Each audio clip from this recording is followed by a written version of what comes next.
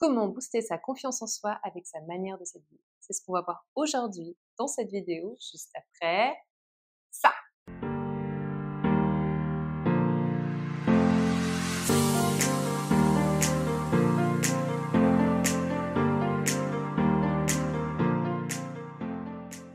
Bonjour et bienvenue dans cette nouvelle vidéo du blog Secret de Mannequin. Aujourd'hui, je suis avec Marjorie du blog S'épanouir avec style. Merci Marjorie d'être avec nous. Merci à toi. Merci Nathalie. Merci. Et du coup, est-ce que tu peux déjà te présenter? On va parler de style, de confiance en soi aujourd'hui. Mais voilà, est-ce que tu peux nous dire un peu quel a été ton parcours et qui tu es? D'accord, oui, très bien. Donc je m'appelle Marjorie Altigné. Je suis passionnée de tout ce qui est conseil en image, épanouissement personnel, développement personnel et psychologie. Et du coup, il y a longtemps, j'ai fait un CAP esthétique cosmétique où j'ai dû me former sur une spécialité et j'ai choisi le conseil en image. Et ça m'a énormément plu, ça m'a vraiment ouvert les yeux sur ce qu'il y avait d'autre que la consommation de vêtements, parce que j'étais une fashion addict comme beaucoup de filles, je pense, surtout quand on est jeune et qu'on se cherche, etc. Et je consommais énormément, mais très mal. Et du coup, là, j'ai vraiment découvert des choses qui m'expliquaient comment mieux m'habiller. Et c'était vraiment très intéressant. J'en ai pas vraiment fait mon activité parce que j'étais pas encore comment dire, dans la mouvance de dire je vais ouvrir mon business, tout ça. Mes parents sont pas du tout entrepreneurs. Donc mais maintenant en fait je me suis dit ok, je vais en faire une communication via mon site internet S'épanouir avec style. Et le but c'est vraiment de dire aux gens attendez, arrêtez de consommer si vous ne savez pas comment bien consommer. Les vêtements, les accessoires, comment se mettre vraiment en valeur et voilà. Et se mettre en valeur, ça joue aussi sur la confiance en soi. Est-ce que oui? Exactement. Oui, c'est ça. Pour moi, c'est aider les gens à se sentir mieux et plus confiants en commençant par l'extérieur en fait, pour ensuite faire un travail en intérieur, parce qu'il y a énormément de livres de développement personnel qui disent voilà, pour s'épanouir ou pour se développer personnellement, il y a plein de techniques, il y a plein de bouquins, il y a plein de choses, mais moi je préfère dire si vous n'êtes pas totalement bien, commencez par vous mettre en valeur et là physiquement commencer à mieux vous connaître physiquement, au niveau de la personnalité, du style. Et déjà quand on est, on va dire, mieux habillé, quand le regard des autres change, notre regard change et en fait on a plus confiance, on se tient différemment, on a plus d'élégance et après on est, selon moi, capable, c'est une manière comme une autre, d'entamer un autre chemin pour après s'épanouir sur du développement personnel avec d'autres outils, quoi. Mais je pense que déjà de base, si on prend une personne, qu'on lui dit alors attends, si tu t'habilles comme ça avec telle couleur, telle forme de vêtements, tout ça, la personne, on le voit un petit peu sur les émissions de relooking, mais pour moi les émissions de relooking c'est un petit peu du one shot et après salut. Voilà, moi c'est pas mon but en fait, l'idée c'est d'ouvrir un peu les consciences en disant je vais vous donner les informations pour que vous puissiez changer, que vous puissiez prendre de bonnes habitudes, pour que vous puissiez être conscient de la forme de votre corps, la forme de votre visage, ce qui vous va au niveau des couleurs, des formes, etc. Après vous avez toutes les connaissances et ensuite vous pouvez mieux consommer. Et est-ce que tu aurais des astuces peut-être pour apprendre à un peu mieux se connaître et ainsi gagner en confiance en soi? Oui, d'abord ça va être sur l'étude morphologique. L'étude morphologique du corps. On a tous des corps différents, plus ou moins pour les femmes plus ou moins pulpeux, donc ça va être la silhouette. Et après la morphologie, ça va être vraiment au niveau de l'ossature. Donc ça va être, soit on a les épaules qui sont un peu plus développées, une carrure plus importante, ou bien des hanches plus importantes, ou bien une taille plus ou moins marquée, etc. Et en fait, tout est une question d'effet visuel. Et donc du coup, le but c'est de créer une harmonie dans cet effet visuel, soit en camouflant certaines formes qui sont un petit peu plus larges par rapport à d'autres, soit en les mettant en valeur parce qu'on va assumer de plus cette partie-là de notre morphologie, etc. Mais l'idée, c'est que en fait, on aime la symétrie, on aime, c'est un petit peu inconscient, mais en fait, il y a une morphologie vers laquelle tendre, c'est un peu le 8 ou le X, c'est-à-dire pour les femmes en tout cas, qui est un petit peu vraiment qui met les formes un peu comme quand on fait ça en même. Et donc pour les hommes, ça va être plus la carrure, parce que la carrure, en fait, une carrure qui est mise en avant, ça va être un homme qui est plus musclé, alors qu'en fait on peut jouer sur les tailles, enfin les formes de vêtements, sur les couleurs. Si on porte un haut plus clair en haut, ça va donner plus de luminosité. Le foncé va tendance à masquer, etc., ou à assombrir, qui va moins attirer l'œil. Et donc l'idée, c'est de mettre la carrure et les formes que l'on veut en valeur pour se dire, là, c'est plus harmonieux, plus ou moins harmonieux, et voilà. D'accord, ok, chouette. Donc oui, donc en fait, l'objectif, c'est plutôt de tendre vers un 8 ou un X pour les femmes, et pour les hommes, du coup, c'est... Ah, ça va plus être un V, mais après, ça, ce sont des idées, on va dire, un petit peu biologiques, c'est-à-dire qu'au fond de nous, mais les goûts sont partout, c'est-à-dire qu'il peut y avoir des hommes qui aiment des femmes un peu plus fines, comme des hommes qui aiment des femmes plus pulpeuses. Après, je dis ça, c'est de manière générale, comme les femmes qui vont dire oui, j'aime bien les hommes baraques, mais en fait il peut y avoir des femmes qui aiment les hommes grands et minces. Il y a de tout, donc voilà. Mais on va dire que de manière globale, en fait, une femme plus en forme de 8 ou de X, avec une taille marquée, ça fait un petit peu plus, entre guillemets, plus féminin, alors qu'en vrai, dans l'inconscient, et un homme avec une carrure plus marquée, on va dire, dans l'inconscient en général. Mais bon, après, on adapte. Et en fait, l'idée, c'est de se dire, j'adapte par rapport aussi à ma personnalité. Je sais que ça et ça, je peux le mettre en valeur. Si je veux pas, je veux pas. Mais donc, du coup, je vais tendre vers telle forme de coupe de vêtements ou telle couleur, etc. D'accord, ok. Et est-ce que pour toi, ça a du sens de suivre la mode ou pas vraiment ? Eh bien, suivre la mode, il faut le faire en toute conscience. C'est-à-dire qu'il faut savoir que la mode, c'est quoi ? C'est un business. Ils veulent nous faire dépenser beaucoup d'argent. Voilà, c'est ça. Et donc, du coup, c'est énorme, c'est mondial, enfin, même avec les marques qui se développent comme Shein et tout, qui développent énormément de produits à la journée. Moi, je trouve ça affolant, mais pour la planète, c'est aussi affolant. Et je pense qu'effectivement, suivre la mode, si ça nous plaît, on peut. Mais une fois qu'on a les outils, les connaissances, de se dire, ok, je sais que ce qui me va, c'est ça, telle couleur, etc. Mais au final, quand notre placard est plein et qu'on ne voit plus grand-chose, enfin, c'est même plus un plaisir non plus. Donc du coup, l'idée, c'est de vraiment se dire, ok, moi, je veux moins d'affaires, mais je veux pouvoir toutes les associer d'une bonne manière, de me mettre en valeur et de pas avoir seulement 5% de ma penderie que j'utilise tout le temps. Et les 95%, je les mettrai peut-être un jour ou que je mets rarement. Parce que même au niveau de l'esprit, en fait, si on vit avec trop de choses, trop entassées, et puis les vêtements, enfin, ils souffrent un peu quand ils sont entassés dans la fonderie.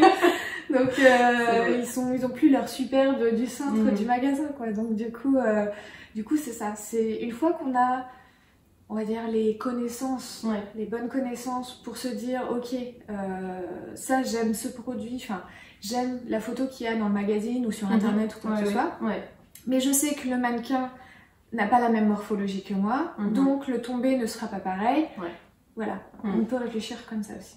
Oui, parce que la plupart des mannequins ont une morphologie qui est plutôt en H. Voilà, H, oui, ou X. Oui, parce qu'en fait, les mannequins sont grandes, fines. Après, de nos jours, les mannequins, enfin... Oui, il y a une morphologie de mannequin maintenant, voilà, c'est vrai, mais traditionnellement, c'est vrai. Voilà, c'est ça. C'est vraiment du minimum à 1m75, ou dis-moi si je me trompe, 90, 60, 90, c'est pas loin.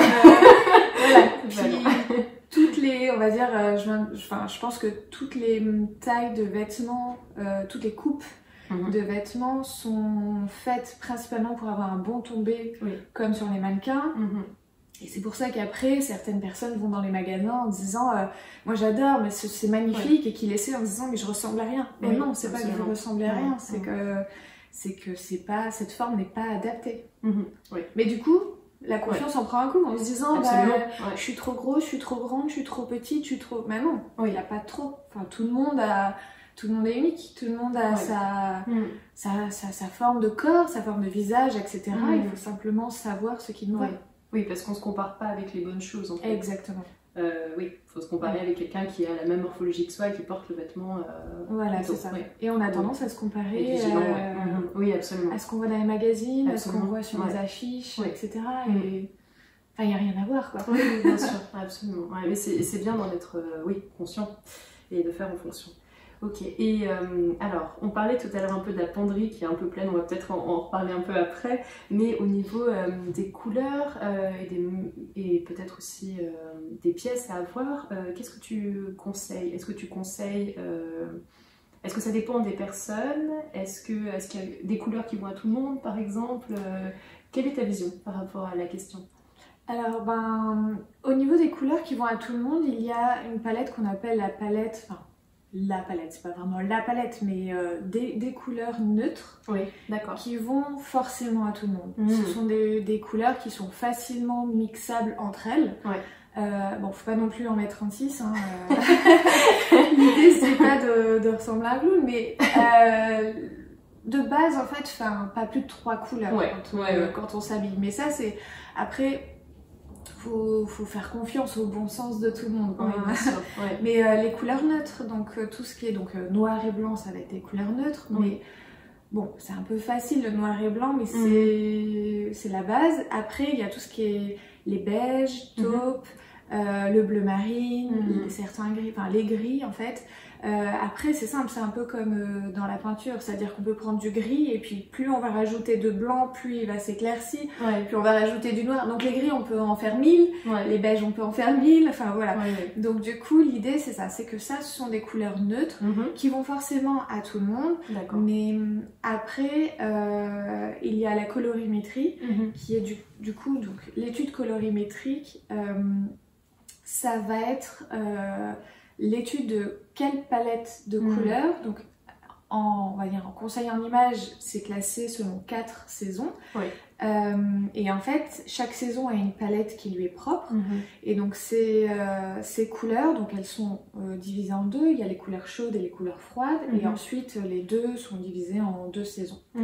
Et donc du coup, il faut savoir que c'est en fonction de la lumière qui va se refléter par exemple sur un objet.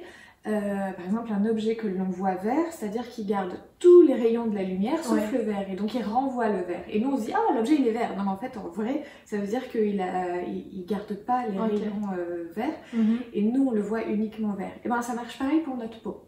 C'est-à-dire que notre peau absorbe les rayons de la lumière et c'est de la physique. Donc, quand nous on voit la peau de quelqu'un, on va la voir, c'est pareil, on va pas l'étudier parce qu'on voit une personne, voilà, mais on va la voir de couleur soit un peu chaude, soit un peu froide. C'est pour ça que les maquilleuses en fait apprennent ça en se disant ok, donc là c'est plus des tons rosés froids ou des tons beige chaud selon par exemple le teint d'une personne. Donc c'est là où on va adapter le fond de teint, etc. Mais ça marche pareil aussi avec donc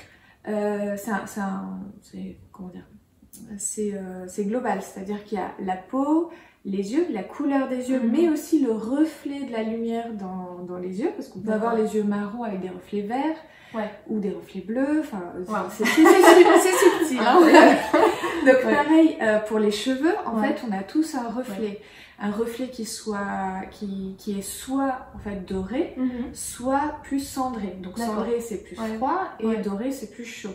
Et en fait tout ça va déterminer, donc l'étude colorimétrique va se baser sur tous les reflets en fait de notre peau. Alors faut faire ça démaquillé à la lumière du jour, etc. Oui, c'est vrai que ça fausse un peu. Et du coup, là, ça va déterminer du coup si on est plus une des saisons. Et à partir de là, il y a une palette de couleurs qui nous met plus ou moins en valeur. Le truc, c'est que c'est un petit peu controversé. Il y en a qui disent non, mais c'est n'importe quoi, etc. Moi, ce que je pense, c'est que visuellement, ça peut être hyper flagrant sur les gens. Mais chacun est libre de faire ce qu'il veut. C'est-à-dire que si, par exemple, je détermine ta palette de couleurs, et toi tu me dis, ouais, mais moi, ma couleur préférée, c'est celle-là qui est absolument pas dans ma palette. Mais alors, c'est pas grave. J'ai envie de dire. L'idée, c'est que, voilà, il existe ces règles, parce que c'est physique, parce que c'est visuel. Quand on parlait de morphologie tout à l'heure, c'est aussi voilà, une question d'équilibre visuel, d'effet visuel. Bon, les trompe-l'œil, tout ça, c'est notre œil, quoi, c'est une perception. Absolument. Mais après, il n'y a aucune obligation de suivre ça. Mais je trouve qu'une fois que les gens savent ça, avec la liberté qu'ils ont de suivre ou pas les choses, après, il faut faire confiance aussi au ressenti. Quand on essaie une tenue avec les couleurs que l'on veut, mais généralement il faut aussi se faire confiance, c'est-à-dire qu'on aime les couleurs qui nous vont. Donc sans forcément avoir fait une étude colorimétrique ou sans forcément avoir fait des études dans le conseil en images ou quoi que ce soit. Il faut aussi se faire confiance. D'accord. Et j'ai une petite question à ce sujet. Est-ce que, parce que j'avais vu ou lu ça une fois, une personne qui disait, bon, s'il y a une couleur que vous aimez pas, mais c'est pas forcément une couleur que vous aimez, pardon, mais que vous voulez mettre et qui n'est pas normalement une couleur qui vous va. Elle conseillait de mettre par exemple des boucles d'oreilles, des accessoires qui soient, par exemple, si on est plutôt à des tons chauds qui nous vont et que la couleur est plutôt froide, elle conseille de mettre peut-être des boucles d'oreilles un peu chaudes pour un peu calmer le jeu. Et est-ce que ça c'est quelque chose qui peut marcher et aider justement C'est possible de mélanger les tons froids et les tons chauds. Après c'est une question d'habitude, c'est-à-dire que et de connaissance et d'affinité par rapport à... Il y a des personnes qui ont ça dans le sang, c'est-à-dire qu'ils même comme les artistes, par exemple, les artistes qui peignent, qui savent reconnaître quelle couleur, etc. Et il y a des gens qui sont pas du tout, qui s'intéressent à ça, mais qui ont pas cette affinité. Je pense qu'en fait l'idée c'est de commencer basique. On parlait tout à l'heure de la palette de couleurs neutre. Commençons par là. Et si on a envie de s'habiller en couleur, apprenons quelle couleur nous met en valeur. Et après, on l'a appris. On les a vus, on le met de côté. On prend les couleurs basiques et ensuite on ajoute des couleurs qu'on aime. Après, si c'est dans la palette ou pas, tant mieux. J'ai envie de dire. Mais l'idée, c'est aussi de sortir du noir, sortir de la facilité, etc. Et du coup, tout à l'heure, tu me disais par rapport au must-have, on va dire, de la sonnerie. Absolument. Alors, il y a des pièces qui sont, on va dire, pareilles. Hein, c'est une règle générale. Après, pas d'obligation, on va dire. Par exemple, il va y avoir un t-shirt éventuellement blanc. Je trouve que ça, c'est vraiment la base, ou de couleur neutre. L'idée des basiques ou des must-have à avoir dans son dressing, c'est essayer vraiment, si vous voulez partir de la base, c'est d'avoir tout de couleur neutre. Mais pas que du noir, hein. On va éviter le noir, s'il vous plaît. Oui, tu es pas trop fan du noir. Mais je raconterai pourquoi. Non, mais c'est-à-dire que, pour moi, c'est une couleur en mode j'ai la flemme et je veux passer inaperçue. Pour moi, c'est ça, en fait. Mais bon, ou sinon, il faut vraiment super bien l'associer avec les bons accessoires pour pas être effacé, quoi. Parce que le noir, pour la petite histoire, le noir, c'est ce que portaient les servantes et les serviteurs autrefois pour ne pas, pour passer inaperçu, en fait, quand ils étaient au service des personnes un peu plus nobles en fait. Et en fait, un jour, alors je sais plus dans quel pays, je crois que c'était en Angleterre. Ils fumaient beaucoup le cigare et dans des pièces en fait où on fumait des fumoirs. Et en fait, ils voulaient pas s'en mettre partout et sentir la mauvaise odeur. Donc du coup, ils ont demandé un vêtement, une veste pour comment dire, protéger leur tenue. Et cette veste était noire en fait pour éviter les taches de cendre, etc. Et donc cette première veste, ils l'ont appelée le smoking. Parce qu'en fait, c'était la pièce où on allait donc fumer, to smoke. Et donc ils utilisaient le smoking pour fumer. Et ensuite, ils enlevaient la veste pour quand ils faisaient Et en fait, la veste de smoking noire est née comme ça. Et puis, en fait, il faut savoir que le noir, ça a été aussi, par facilité, une couleur qui, on va dire, se vendait plus facilement que si tu devais faire une collection, par exemple, de différentes couleurs, ça coûtait beaucoup plus cher que de dire, je vais faire une série où tous les vêtements sont noirs avec le même tissu, etc. Et ça se vendait beaucoup plus facilement. Et c'est Chanel, du coup, Gabrielle Chanel, qui a lancé, on va dire, cette mode avec la petite robe noire, en disant que bon, voilà, c'était tendance, etc. Tout le monde a suivi, bah oui, c'est super. Mais en vrai, si on sort de tout ça, le noir, non, enfin, ça ne met pas forcément en valeur.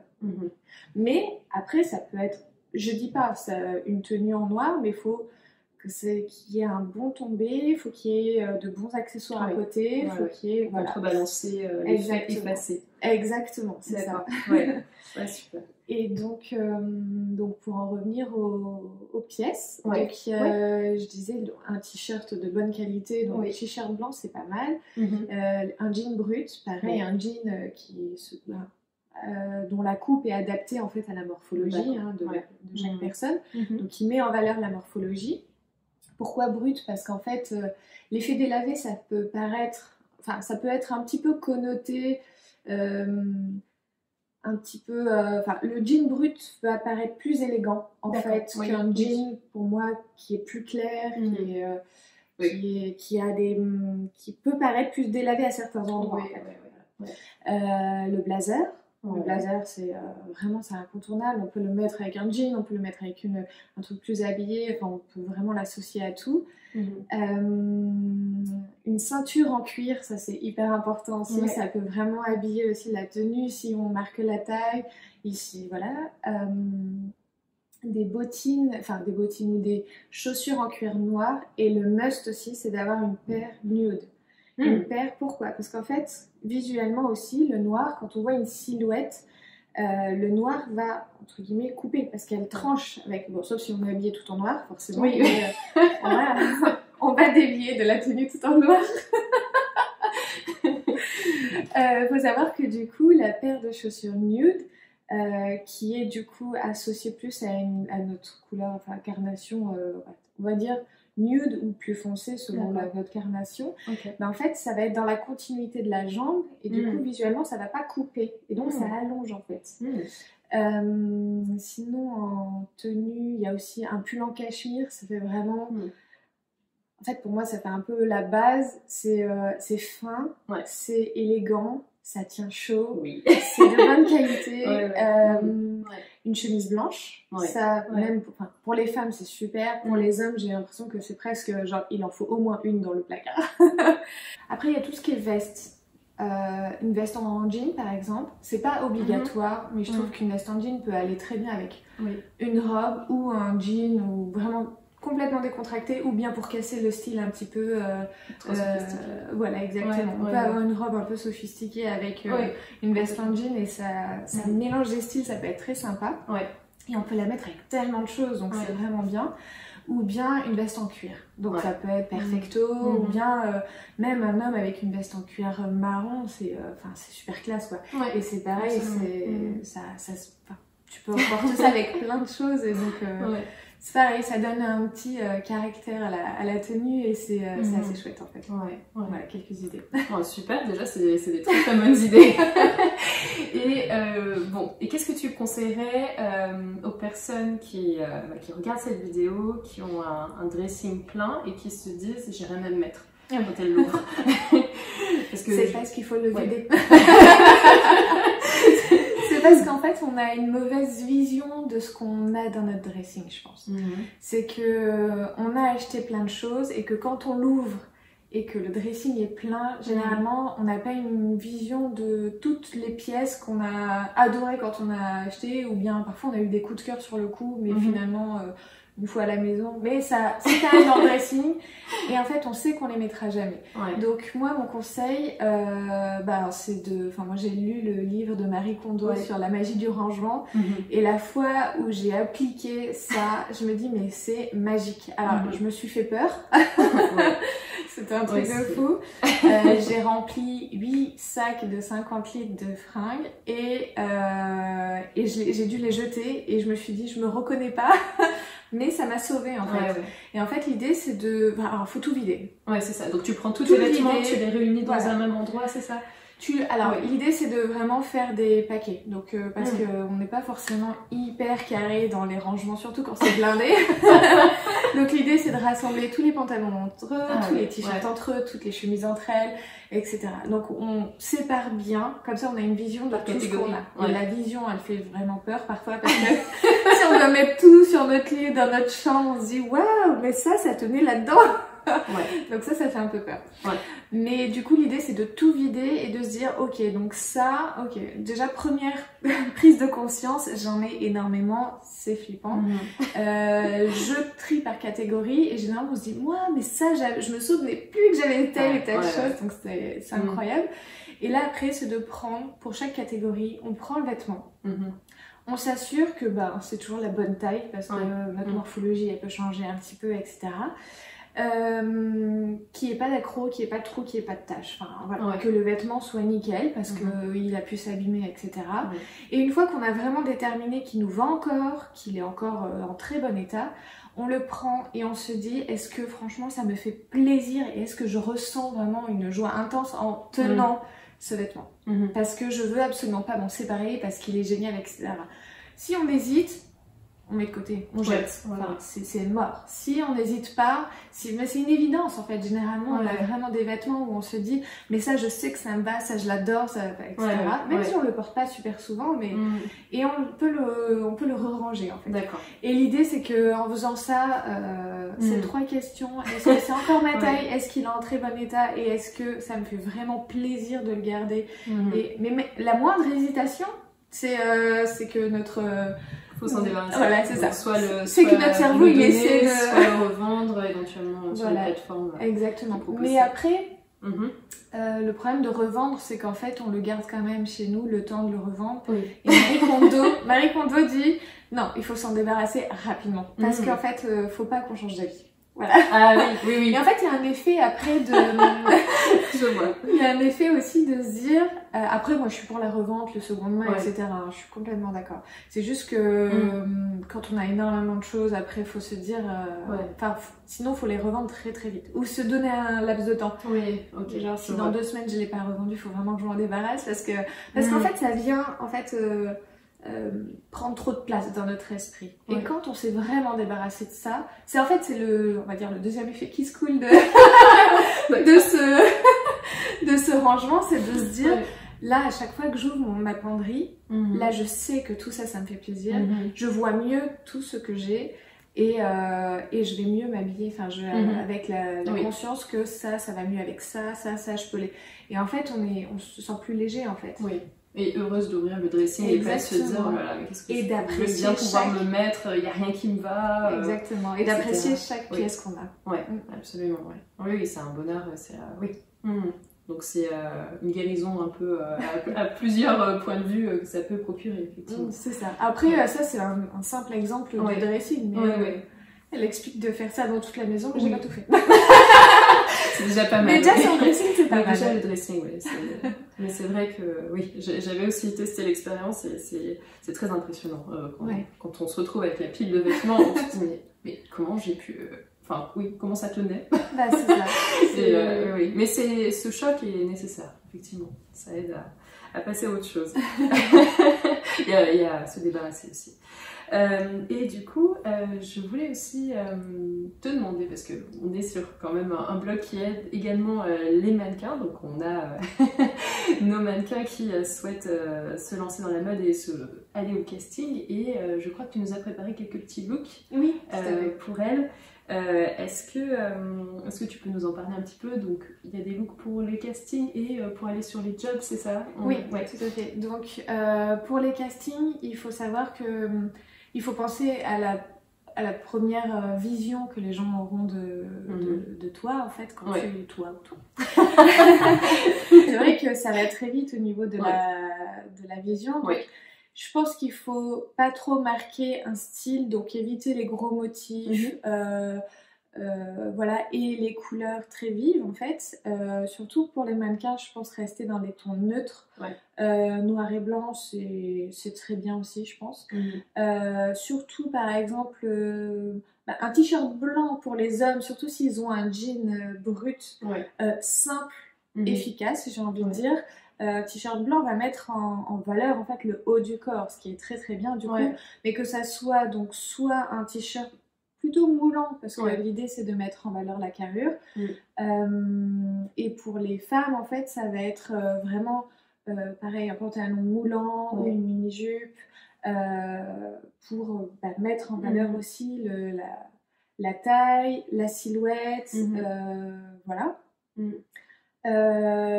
Après, une veste dont je parlais tout à l'heure, une veste en cuir, ça peut être très sympa. Ça donne un petit caractère sans être choquant et sans marquer trop le style.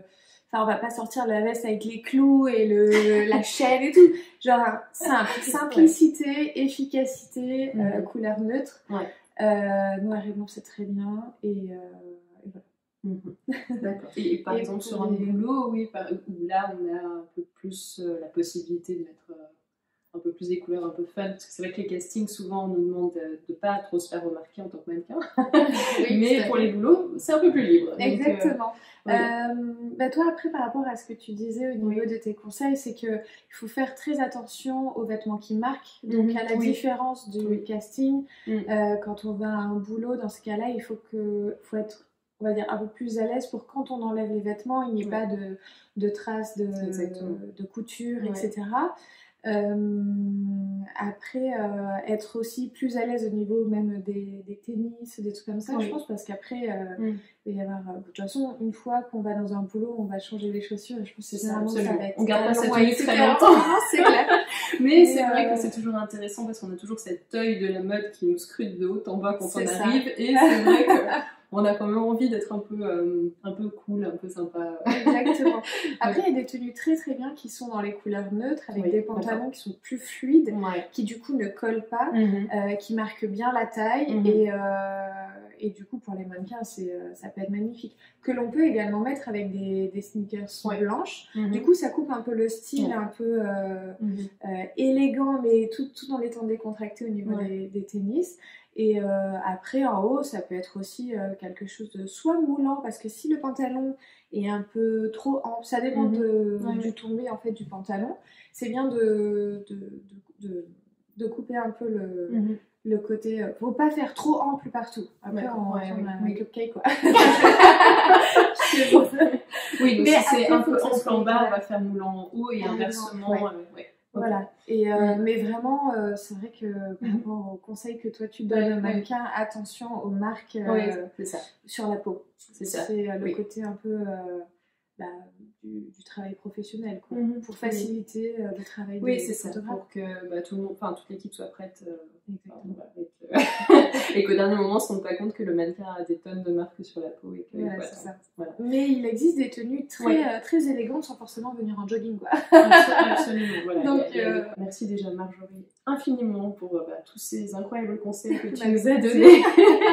C'est passionnant de t'écouter et vraiment déjà n'hésitez pas à faire un tour sur le blog de Marjorie. Alors Marjorie, redonne-nous le nom de ton blog. Où est-ce qu'on peut te trouver déjà? Alors pour l'instant je n'ai qu'un blog qui s'appelle s'épanouiravecstyle.com, dont on laissera l'adresse. Oui, tout va être dans la description. Et prochainement il y aura du coup un compte Instagram et une chaîne YouTube à suivre. Donc voilà, ça se développe. Sans doute le même nom, plus ou moins. Oui, tout à fait, exactement. Tous les liens seront partagés en fait sur le blog et voilà, donc ça se développe doucement mais sûrement. Et tu offres aussi un petit cadeau aux personnes qui sont sur ton blog. Oui, exactement. Oui. En fait, c'est un cercle chromatique, ça permet de savoir comment associer les couleurs, parce que tout à l'heure je parlais de la palette de couleurs neutres, mais quand on a envie de s'habiller plus en couleurs, du coup les couleurs vives, il y a des règles, il y a 5 manières en fait d'associer les couleurs, et qui peuvent être un peu hasardeux quand on ne connaît pas, et en fait quand on apprend les différentes règles, c'est hyper simple. Et c'est magnifique, ça donne des looks. Et ça donne tellement de... C'est ça, mais il faut oser. Voilà, il faut oser, et quand on ne sait pas, il faut un petit peu connaître les différentes règles. Et en fait, l'idée c'est une roue qui se fabrique, une roue do it yourself. Donc il faut la découper, il faut la monter. Bon, j'espère que les gens sont motivés à faire du découpage. Et en fait, l'idée c'est de le laisser après dans son dressing pour associer et à voir... quelle couleur peut aller avec les différents tons que l'on a dans notre dressing, ou bien que l'on n'ose pas encore mettre, et comme ça, on peut aussi aller faire du shopping avec. Ça prend pas de place. Et voilà. Oui, donc c'est pour associer des couleurs qui sont en général un peu plus fortes, sans faire de faux pas en fait. Exactement. Et c'est pareil, le même principe, c'est 3 couleurs maximum, hein, oui, plus. On peut 2 à 3 couleurs, c'est ça, c'est ce qu'on conseille. Après, forcément, les gens qui gèrent vraiment bien et qui ont de plus en plus l'habitude, c'est comme dans chaque chose en fait, dans chaque connaissance. Dès qu'on devient expert, on n'a plus besoin de cet outil, on n'a plus besoin, et en fait on affine nos connaissances, et ça devient un réflexe en fait. Donc voilà. Là, moi mon but c'est de donner les connaissances aux gens pour qu'ensuite ils les intègrent et se disent ok, maintenant je sais comment m'habiller, je sais comment associer les couleurs, je sais comment faire. Et après, vous serez libre de vraiment vous habiller en toute conscience et en vous mettant en valeur, en fait. Oui, en reprenant confiance en vous-même. Et après, c'est un vrai jeu, en fait. C'est que quand on prend du plaisir à s'habiller, c'est super, quoi. Et on tombe plus dans le réflexe du je sais pas quoi mettre, je vais m'habiller en noir ou en bleu marine ou en gris. On peut s'habiller en gris ou en bleu marine ou quoi que ce soit, mais on va savoir que telle couleur ça peut être le petit plus, etc. Ça, ce sera pas un effort, ce sera un vrai plaisir en fait. Merci infiniment d'avoir été avec nous, d'avoir partagé tous ces excellents conseils. Merci à toi. Et donc n'hésitez pas à faire un tour sur le blog de Louis. Je vous dis à tout bientôt. Et bien sûr, à bientôt. À bientôt, ciao.